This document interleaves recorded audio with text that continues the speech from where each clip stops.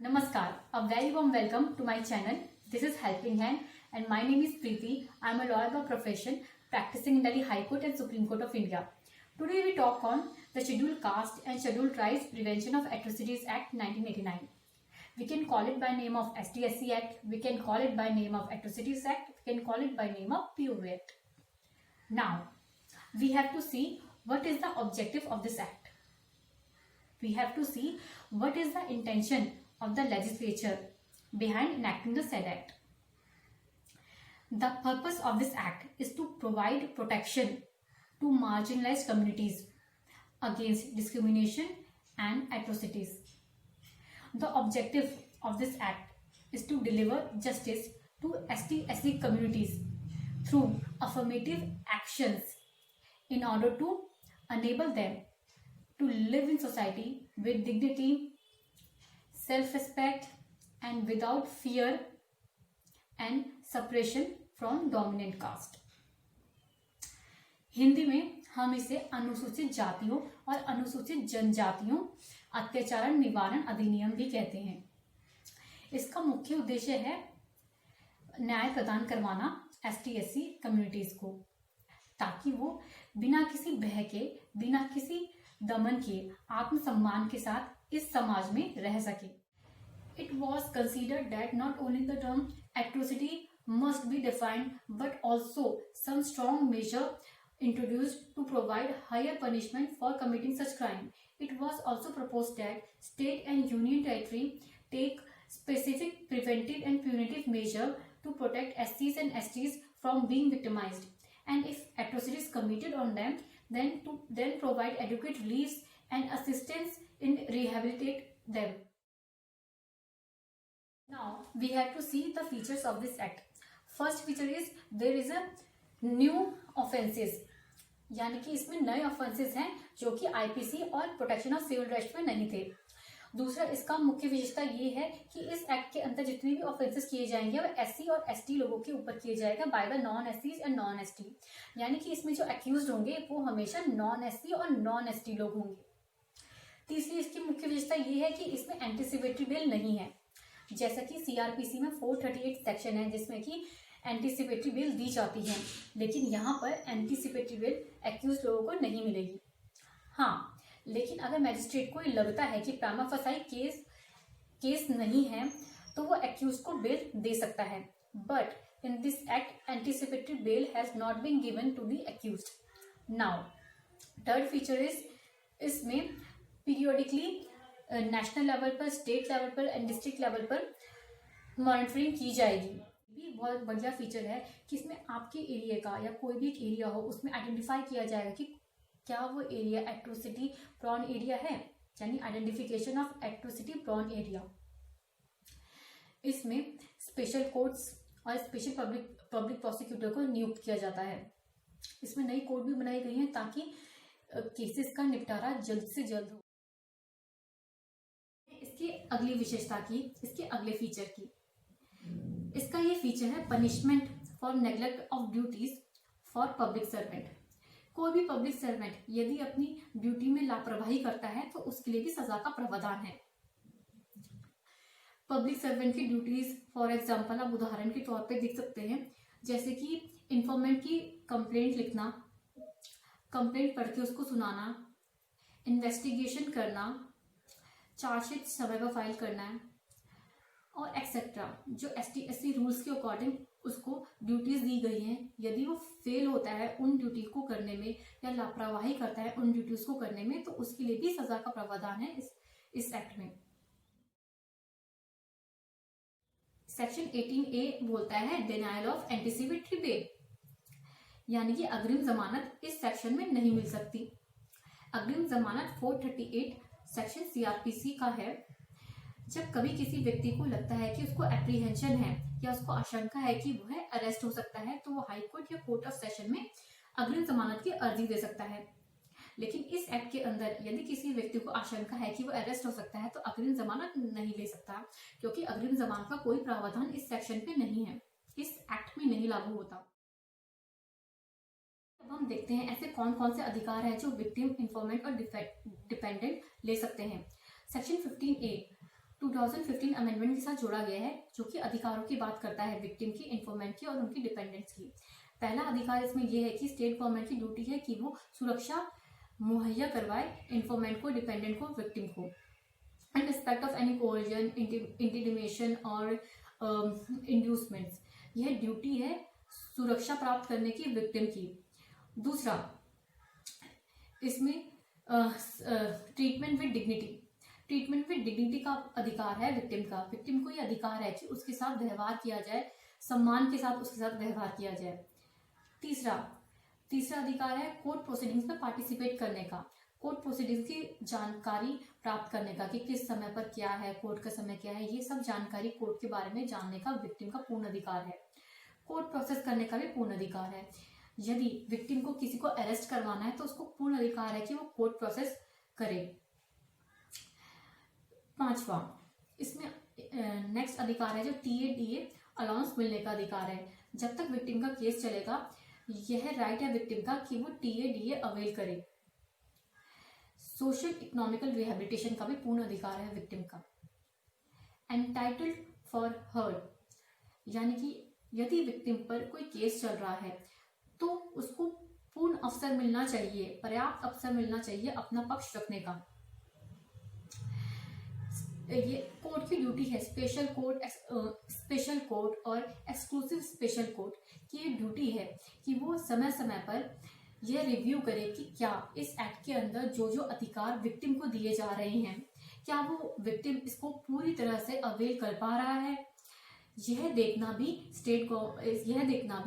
Exclusive special court की या special court की ड्यूटी है। विक्टिम का राइट है कि यदि वो चाहे तो अपने नेम को प्राइवेट भी रख सकता है।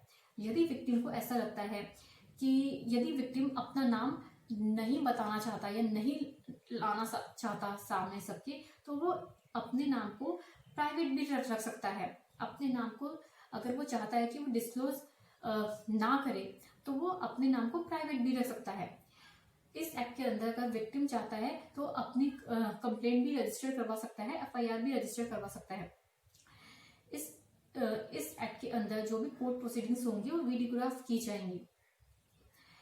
इस एक्ट के इस सेक्शन के अलावा और भी अगर कोई राइट्स हैं जो विक्टिम जिसे अवेल कर सकता है और जो इस एक्ट के अंदर दे रखे हैं, तो विक्टिम उसको भी अवेल कर सकता है और करेगा।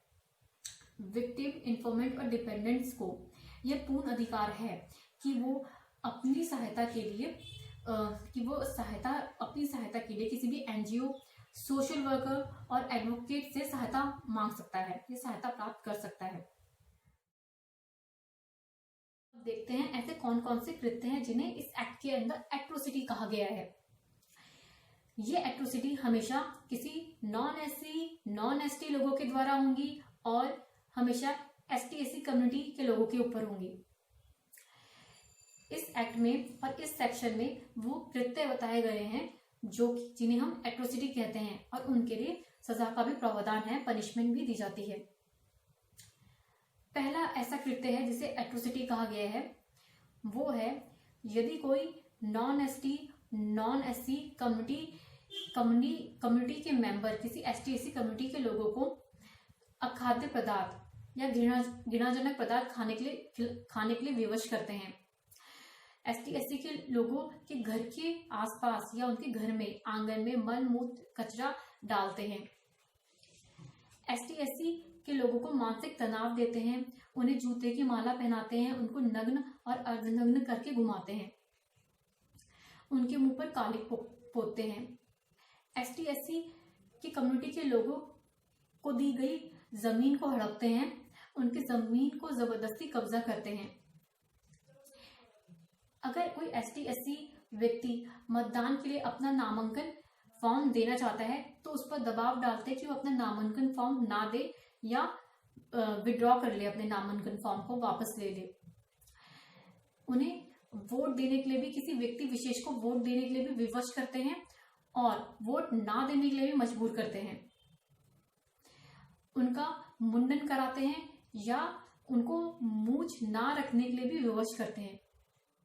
सार्वजनिक स्थानों पर ST/SC वर्ग के लोगों का अपमानित करना, अति श्रद्धा से माने जाने वाले दिवंगत व्यक्ति का लिखित व मौखिक रूप से अपमानित करना, सोशल मीडिया के माध्यम से ऐसे दिवंगत व्यक्तियों का अपमानित करना, मंदिर, अस्पताल, जलाशयों, होटल आदि स्थानों में प्रवेश करने से रोकना, विधि द्वारा झूठा मुकदमा चलाना या किसी झूठी कार्रवाई में पब्लिक सर्वेंट द्वारा फंसाना, जाति सूचक शब्दों का इस्तेमाल करना, गाली गलौज करना, निर्वाचन संबंधित जैसे कि पंचायत व नगर पालिका के इलेक्शन में उनको आरक्षण ना देना, उनसे छुआछूत करना, उनको व्यापार या व्यवसाय ना करने देना। यह वो कृत्य हैं जिनको हम एट्रोसिटी कहते हैं सेक्शन 3 के अकॉर्डिंग, और इनके लिए पनिशमेंट का भी प्रावधान है, यानी सजा का भी प्रावधान है।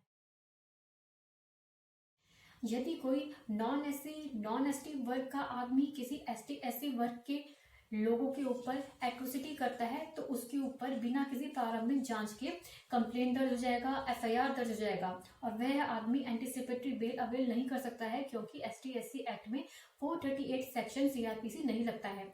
तो इसमें जो व्यक्ति है, जो ऑफेंडर है, वो एंटीसिपेटरी बेल अवेल नहीं कर सकता है। इस एक्ट के अकॉर्डिंग जो केस है वो केस चलेगा स्पेशल कोर्ट या एक्सक्लूसिव स्पेशल कोर्ट में, कहते हैं, जो मैंने अभी आपको बताया। इनके लिए सजा का प्रावधान है। 6 महीने से कम की सजा इसमें नहीं हो सकती और ज्यादा से ज्यादा 5 साल तक की सजा है, या फाइन या दोनों है। स्टेट गवर्नमेंट की ये ड्यूटी है कि वो अपने क्षेत्र में एट्रोसिटी प्रॉन एरिया को आइडेंटिफाई करे, पहचाने और अकॉर्डिंगली स्पेशल कोर्ट या एक्सक्लूसिव स्पेशल कोर्ट का गठन करे। इन मामलों में ST/SC मामलों में स्पेशल कोर्ट या exclusive special court direct cognizance ST/SC case में ले सकती है। अकॉर्डिंग जितनी भी अपील होंगी वो सारी हाई कोर्ट जाएंगी, चाहे जजमेंट से हो, ऑर्डर से हो, सेंटेंस से हो, सारी की सारी अपील हाई कोर्ट में सुनी जाएंगी। बेल के रिगार्डिंग में जितनी भी अपील होंगी वो हाई कोर्ट जाएंगी, चाहे बेल रिफ्यूजल से हो चाहे बेल ग्रांटिंग से हो, जितनी भी अपील होंगी वो हाई कोर्ट लाई करेंगी। चाहे मैटर फैक्ट का हो या लॉ का हो, अपील हाई कोर्ट में ही लाई करेंगी। अपील फाइल करने का टाइम 90 डेज है और 90 डेज के भीतर इसको डिस्पोज करने का भी समय है। तो जितनी भी अपील्स हैं इस एक्ट के अंदर वो हाई कोर्ट लाई करेंगी। अब आप खुद ही सोच लीजिए, ये एक्ट एक तरीके से बहुत हेल्पफुल है, प्रोटेक्शन करता है ST/SC कम्युनिटी के लोगों की। वहीं दूसरी तरफ आप ये भी कह सकते हैं कि यह एक्ट एक वेपन की तरह काम करता है, जहां पर एक छोटी सी बात कह देने मात्र से ही आपको कम से कम 6 महीने की सजा हो जाएगी, या तो आप 5 साल तक का कारावास होगा या फाइन या दोनों आपको लगेगा। हम ये भी कह सकते हैं कि यह एक्ट एक हेल्पिंग हैंड की तरह ही कार्य करता है और प्रोटेक्ट करता है कि कोई भी समाज में जाति वाचक ऑफेंस ना करे। मैं आप सब लोगों से यह कहना चाहूंगी कि आप सभी लोग अपना कमेंट जरूर कीजिए, अपने व्यूज जरूर दीजिए, अपने एक्सपीरियंसेस शेयर कीजिए। यदि आप लोगों ने कोई डिस्क्रिमिनेशन फेस किया है और यदि नहीं फेस किया तो भी आप अपने कमेंट दीजिए, ताकि हम इस निष्कर्ष पे पहुंचे कि इंडिया आगे बढ़ा कि नहीं, कि हम भारतवासी, हम इंडिया के लोग, अगर हमने पास्ट में कोई गलती करी है, हमने अपनी गलतियों को सुधारा कि नहीं, हम मूव ऑन हुए कि नहीं। इसलिए मेरी आप लोगों से रिक्वेस्ट है कि आप जरूर कमेंट कीजिए, अपने व्यूज दीजिए, अपने एक्सपीरियंसेस शेयर कीजिए। धन्यवाद।